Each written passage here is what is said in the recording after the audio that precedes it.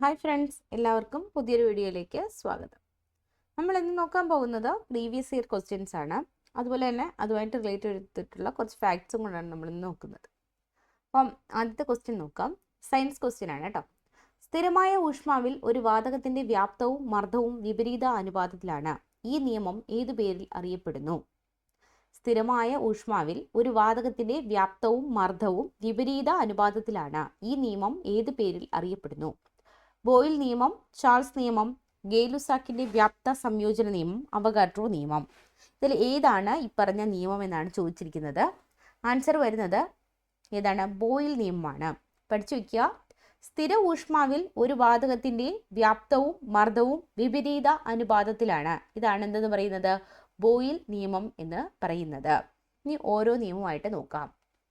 നോക്കിയേ, Robert ബോയിലാണ് boil നിയമത്തിന്റെ ഉപജ്ഞാതാവ്. റോബർട്ട് ബോയിലാണ് ബോയിൽ നിയമത്തിന്റെ ഉപജ്ഞാതാവ്. ഒരു സംവൃത വ്യൂഹത്തിൽ അടങ്ങിയിരിക്കുന്ന വാതകത്തിന്റെ ഏതെങ്കിലും ഒരു ഭാഗത്ത് പ്രയോഗിക്കുന്ന മർദ്ദം അതിന്റെ എല്ലാ ഭാഗത്തും ഒരുപോലെ അനുഭവപ്പെടും. ഇതാണ് പാസ്കൽ നിയമം. പാസ്കൽ നിയമം എന്താണെന്ന് നോക്കാം. ഒരു സംവൃത വ്യൂഹത്തിൽ അടങ്ങിയിരിക്കുന്ന ദ്രാവകത്തിന്റെ ഏതെങ്കിലും ഒരു ഭാഗത്ത് പ്രയോഗിക്കുന്ന മർദ്ദം അതിന്റെ എല്ലാ ഭാഗത്തും ഒരുപോലെ അനുഭവപ്പെടും. ഇതാണ് പാസ്കൽ നിയമം.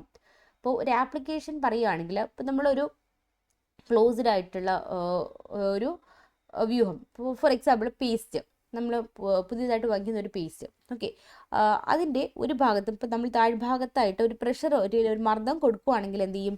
മുകൾ ഭാഗത്തായി ട്യൂബിൽ കൂടെ നമുക്ക് എന്ത് കിട്ടും? പേസ്റ്റ് പുറത്തു വരും. എന്ന് വെച്ചാൽ ഒരു ഭാഗത്ത്, ഏതെങ്കിലും ഒരു ഭാഗത്ത് കൊടുക്കുന്ന മർദ്ദം അതിനകത്ത് എല്ലാ ഭാഗത്തേക്കും എന്ത് ചെയ്യും? അപ്ലൈ ചെയ്യപ്പെടും. ഇതാണ് എന്തെന്ന് പറയുന്നത്? പാസ്കൽസ് നിയമം എന്ന് പറയുന്നത്. നോക്കിയേ, hydraulic press, hydraulic break, hydraulic Jack, hydraulic lift എന്നിവയുടെ പ്രവർത്തനവുമായി ബന്ധപ്പെട്ട അടിസ്ഥാന നിയമമാണ് പാസ്കൽ നിയമം. അപ്പോൾ പാസ്കൽ നിയമത്തിന്റെ അടിസ്ഥാനത്തിൽ പ്രവർത്തിക്കുന്ന ഉപകരണങ്ങൾ ഏതൊക്കെയാണ്? Hydraulic press, hydraulic break, hydraulic Jack, hydraulic lift.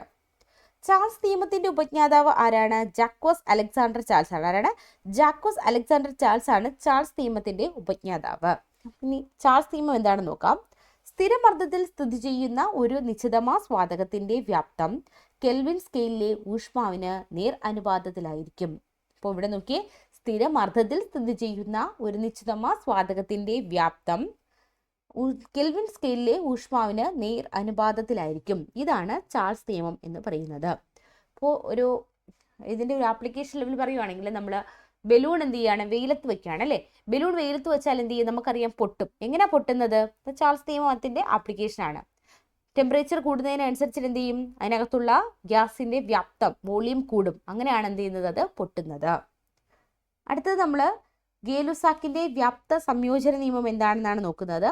വ്യാപ്തം സ്ഥിരമായിരിക്കുമ്പോൾ, എന്താണ് വ്യാപ്തം സ്ഥിരമായിരിക്കുമ്പോൾ ഒരു നിശ്ചിത മാസ് വാതകത്തിന്റെ മർദ്ദം അതിലെ കേവല ഊഷ്മാവിന് നേർ അനുപാതത്തിലായിരിക്കും. വ്യാപ്തം സ്ഥിരമായിരുന്നാൽ അതിലെ മർദ്ദം എന്ന് പറയുന്നത് കെൽവിൻ സ്കെയിലിലെ ഊഷ്മാവിന് നേർ അനുപാതത്തിലായിരിക്കും. ഇതാണ് ഗേ-ലുസാക്കിന്റെ വ്യാപ്ത സംയോജന നിയമം എന്ന് പറയുന്നത്. ഇവിടെ വ്യാപ്തം സ്ഥിരമാണ്, അങ്ങനെയാകുമ്പോൾ മർദ്ദവും ടെമ്പറേച്ചറും എന്താണ്? നേർ അനുപാതത്തിലാണ്. അടുത്തത് നമ്മൾ നോക്കുന്നത് അവഗാഡ്രോ നിയമമാണ്. താപനില, മർദ്ദം എന്നിവ സ്ഥിരമായിരിക്കുമ്പോൾ തുല്യ വ്യാപ്തം വാതകങ്ങളിലെ തന്മാത്രകളുടെ എണ്ണം എന്നത് തുല്യമായിരിക്കും. ഇതാണ് അവഗാഡ്രോ നിയമം. താപനില, മർദ്ദം എന്നിവ സ്ഥിരമായിരിക്കുമ്പോൾ തുല്യ വ്യാപ്തം വാതകങ്ങളിലെ തന്മാത്രകളുടെ എണ്ണം തുല്യമായിരിക്കും. ഇത് അവഗാഡ്രോ നിയമം എന്ന് അറിയപ്പെടുന്നു. അടുത്തത് നമ്മൾ നോക്കുന്നത്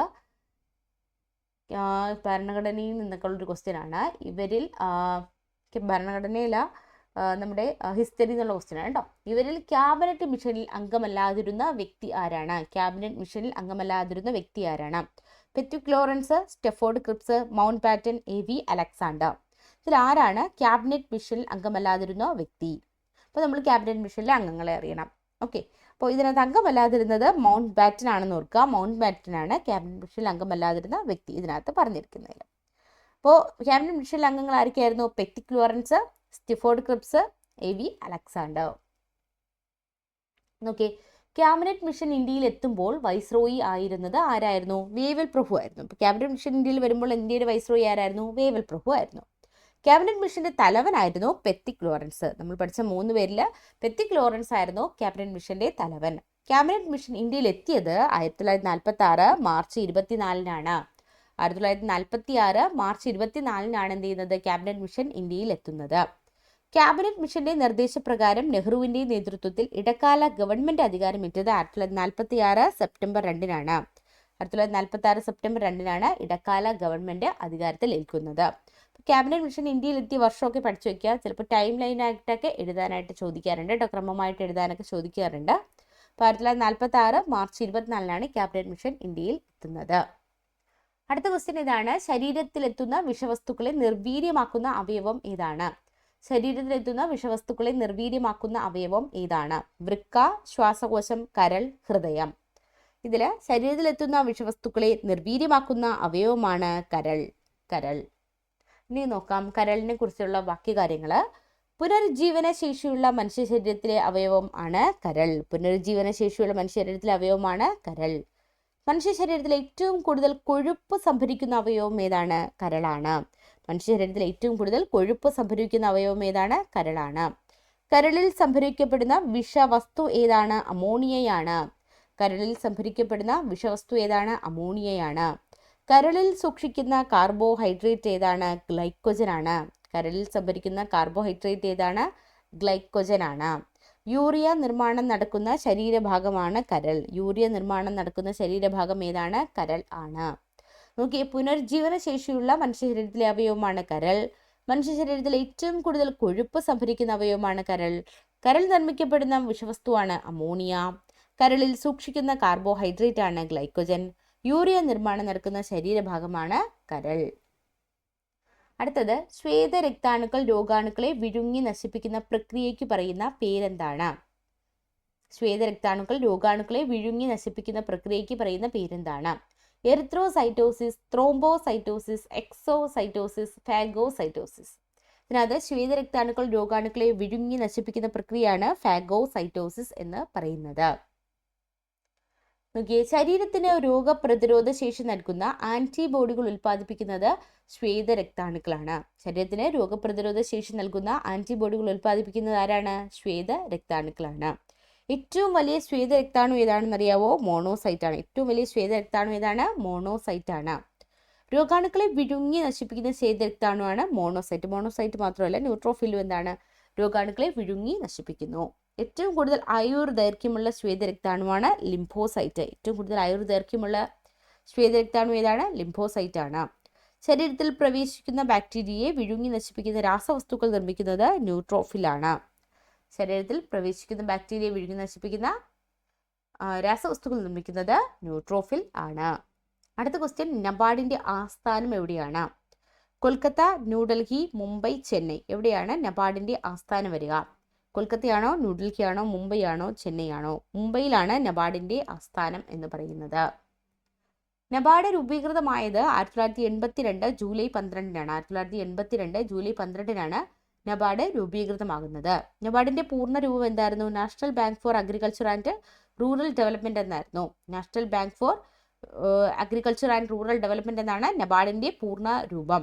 1982 ജൂലൈ 12-നാണ് നബാർഡ് രൂപീകൃതമാകുന്നത്. ഇനി നബാർഡിന്റെ രൂപീകരണവുമായി ബന്ധപ്പെട്ട കമ്മിറ്റിയാണ് ബി ശിവരാമൻ കമ്മിറ്റി. നബാർഡിന്റെ രൂപീകൃതവുമായി ബന്ധപ്പെട്ട കമ്മിറ്റി ഏതാണ്? ബി ശിവരാമൻ കമ്മിറ്റിയാണ്.